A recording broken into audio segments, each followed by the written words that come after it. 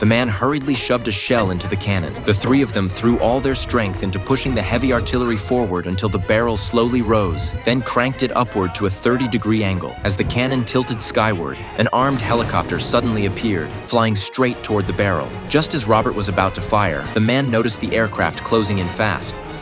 In his haste, he yanked the firing cord too hard and tore it off. The very next second, a hail of bullets rained down on them as soldiers from the armored vehicles charged forward. Robert, oblivious to the danger, still tried to launch the shot, but Daniel didn't panic. Instead, he gave a faint smile.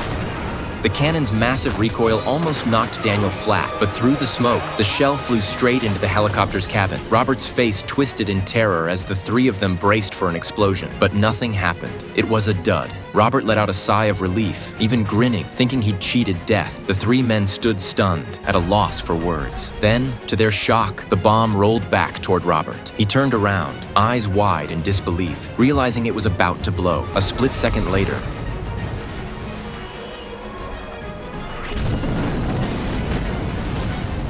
a thunderous explosion erupted, sending soldiers scrambling for their lives. But before the men could even celebrate, the smoke cleared to reveal enemy troops raising their weapons, ready to open fire. At that desperate moment, something bizarre happened. The soldiers suddenly lowered their guns. What kind of force could make thousands of heavily armed men surrender without a fight? It was impossible to understand. Unaware of the real reason, the three thought their courage had subdued the army. Full of pride, they strode out of the battered ship's cabin, standing tall before the soldiers as if basking in their own glory. But when they slowly turned around and looked up, they finally understood. Surrounding them in every direction, 360 degrees, was an overwhelming force of militants, each carrying weapons of every kind, ready to crush them.